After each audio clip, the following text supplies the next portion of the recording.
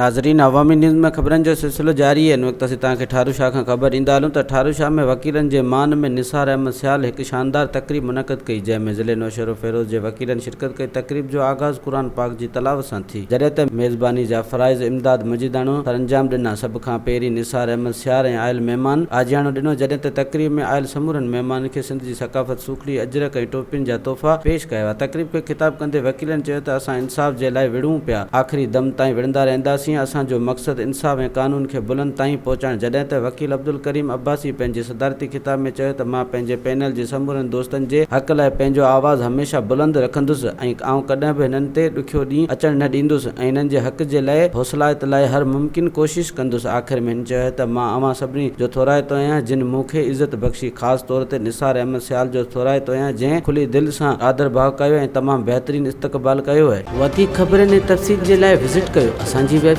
awamiNewsHD.com ऐं ॾिसंदा रहो अवामी न्यूज़ HD।